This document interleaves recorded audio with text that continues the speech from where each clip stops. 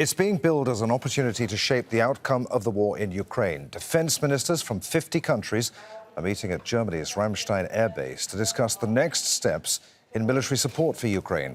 Top of the agenda will be battle tanks and heavy weapons, which President Volodymyr Zelensky says are vital to increasing his troops' offensive capabilities against Russian forces. Well, ahead of This new security assistance package is worth up to $2.5 billion, and it's one of the largest yet.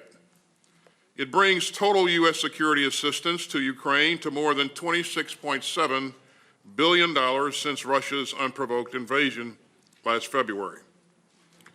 Our new package provides even more air defense capabilities to help Ukraine defend its cities and its skies. And that includes NASAMS munitions and 8 Avenger air defense systems. This new assistance package also helps meet Ukraine's urgent need for armor and combat vehicles. The German-made Leopard 2 tanks are at the core of the discussions at the Ramstein Air Base. Launched in 1979, they've been upgraded several times. Currently, 13 European armies are using the battle tanks. The Leopard 2 is valued for its maneuverability. It's lighter than other comparable models, such as Britain's Challenger 2. They've recent battlefield experience. NATO forces used them in Afghanistan.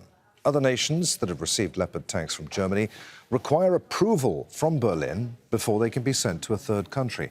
That means the tanks can't be sent to Ukraine without Germany's permission. Al Jazeera's Ali Hashem is standing by for us in Moscow. Natacha Butler is in Kyiv. But first, let's go to Steph Vaessen, who's at the Ramstein Air Base in Germany, where that meeting is being held. So, Steph, is Germany going to send Leopard 2 tanks or not? Well, that's still the million-dollar question here in Ramstein. You heard Secretary Austin mentioning all the weapon systems that are now being pledged to be sent to Ukraine, anti-aircraft defense, all kinds of combat vehicles, a lot of ammunition. But that one key thing that Ukraine really wants and says it needs, the Leopard 2 tanks, has not been mentioned so far as a contribution by Germany. We know that the German government, under the leadership of Chancellor Olaf Scholz, has been hesitating for months to send these battle tanks because he is worried it's called a game changer, and he is worried that it could lead to an escalation of the war, and it would actually involve NATO getting into a direct confrontation with Russia. But the pressure here in Ramstein and also in the weeks leading up to this has been immense on Germany, and Austin has called it a decisive moment for Ukraine. And what it showed was also that for the first time, Volodymyr Zelensky, the president of Ukraine, has been addressing this meeting here in Ramstein, and he made a very emotional plea. He said time is running out, and he was basically pointing at the hesitation by Germany and that it takes such a long time to make decisions. He says we have no time to lose. We are basically facing maybe a next major offensive here in Ukraine. People are dying every day. So he was really making an emotional plea. But so far, as I said, we haven't heard from Germany if they're going to send the Leopard 2 tanks or not. There could be a compromise. As you say, other countries in Europe have these tanks as well. There's around 2,000 tanks here of these Leopard 2. And they could say, Germany could say, we will give you the permission to send them to Ukraine. But even that, we haven't heard so far. OK, Steph Vaessen there, live at Ramstein Air Base. Let's go to Kyiv then. Natacha Butler is there for us. President Zelensky spoke to that meeting of foreign ministers in Germany earlier, Natacha. What did he tell them, and what is it that he specifically wants?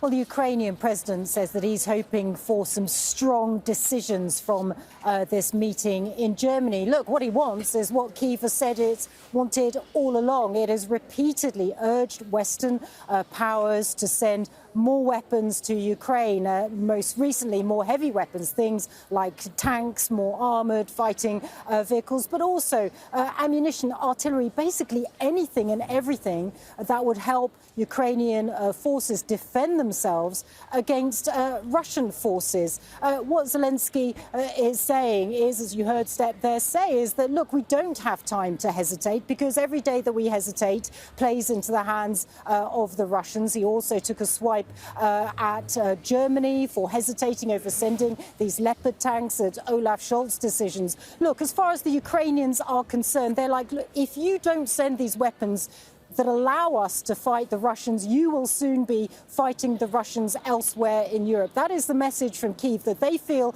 like they are doing the work on behalf of other Western powers. There's a lot of frustration in Kyiv, although there is also a lot of gratitude for many of the weapons that are being sent. For example, we heard on Thursday that a number of European nations, including Estonia, Latvia, Lithuania, Poland, the UK, are all sending more weapons to Ukraine, large numbers of weapons. So Kyiv is grateful for that. They know that the US is also preparing this huge weapons package, but they say what they need is more right now. They are worried about a new offensive by Russia, and they need those weapons as soon as possible. Natacha Butler there live in Kyiv. Let's go to Moscow then. Ali Hashem is there for us just as that conference got underway. Ali, the Kremlin issued a statement in which it said that Western countries supplying additional tanks to Ukraine would not change the course of the conflict.